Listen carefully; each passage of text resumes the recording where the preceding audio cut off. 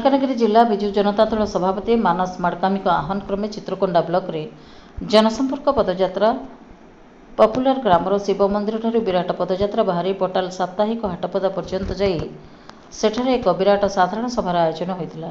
ଏଥିରେ ବ୍ଲକ ସଭାପତି ରାମଚନ୍ଦ୍ର ଗାଲେଲଙ୍କ ନେତୃତ୍ୱରେ ଏବଂ ଜିଲ୍ଲା ପରିଷଦ ଅଧ୍ୟକ୍ଷା ସାମାରୀ ତାଙ୍ଗୁଲୁ ଓ ବ୍ଲକ ଅଧ୍ୟକ୍ଷା ସୁଶ୍ରୀ ରାଜେଶ୍ୱରୀ ଖିଲଙ୍କ ସମ୍ପୂର୍ଣ୍ଣ ତତ୍ତ୍ୱାବଧାନରେ ଆୟୋଜିତ ହୋଇଥିଲା। ଏହି ଜନସମ୍ପର୍କ ପଦଯାତ୍ରା ପୂର୍ବବର୍ଷ ଭଳି ସାରା ରାଜ୍ୟରେ ଅକ୍ଟୋବର 9ରୁ ଜୟପ୍ରକାଶ ନାରାୟଣଙ୍କ ଜନ୍ମ ଜୟନ୍ତୀ ଠାରୁ ନଭେମ୍ବର 9 ଉତ୍କଳମଣି ଗୋପବନ୍ଧୁ ଦାସଙ୍କ ଜନ୍ମ ଜୟନ୍ତୀ ପର୍ଯ୍ୟନ୍ତ ଜନସମ୍ପର୍କ ପଦଯାତ୍ରା ଗାଁ ଗାଁ ଓ ସହର ସହର ଚାଲୁ ରଖିବା ପାଇଁ ଆମର ପ୍ରିୟ ନେତା ବିଜୁ ଜନତା ଦଳର ସୁପ୍ରିମୋ ତଥା ଓଡ଼ିଶା ରାଜ୍ୟ ବିରୋଧୀ ଦଳର ନେତା ଶ୍ରୀଯୁକ୍ତ ନବୀନ ପଟ୍ଟନାୟକ ନିର୍ଦ୍ଦେଶ କ୍ରମେ ଚାଲୁ ରହିଛି।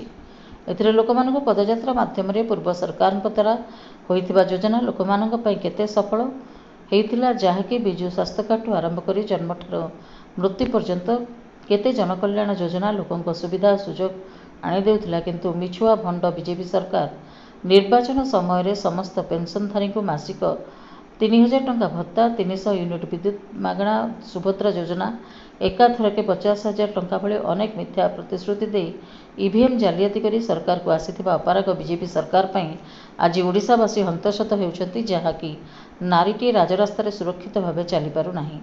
ସେହିଭଳି ଛାତ୍ରୀମାନେ ବିଦ୍ୟାଳୟ ମହାବିଦ୍ୟାଳୟରେ ସୁରକ୍ଷିତ ନୁହନ୍ତି। ପ୍ରତିଦିନ କେଉଁଠି ନା କେଉଁଠି ନାରୀ ବଳାତ୍କାର, ଗଣଦୁଷ୍କର୍ମ ଭଳି ପ୍ରତିଦିନ ଖବରକାଗଜରେ ଦେଖିବାକୁ ମିଳୁଛି। ଦରଦାମ ବେକାରୀ ସମସ୍ୟା ନ କହିଲେ ଭଲ। ମୋହନ ସରକାର ଆସିବାର 16 ମାସ ଭିତରେ ସମସ୍ତ ଚାଲୁଥିବା ଉନ୍ନୟନମୂଳକ କାର୍ଯ୍ୟକୁ ଠପ୍ କରି କେବଳ ରଙ୍ଗ ବଦଳାଇବାରେ ଲାଗିପଡ଼ିଛନ୍ତି। ଓଡ଼ିଶା ରାଜ୍ୟର ରାଜକୋଷରୁ କୋଟି କୋଟି ଟଙ୍କା ନିଜ ଦଳୀୟ ସ୍ୱାର୍ଥ ପାଇଁ ରଙ୍ଗ ମାରି ଓଡ଼ିଶାକୁ ବରବାଦ କରିଦେଇଛନ୍ତି। ଏହାସହ ଓଡ଼ିଶାର ଖଣି ପାଣିକୁ ଲୁଟିବା ପାଇଁ ଯୋଜନା କରୁଛନ୍ତି।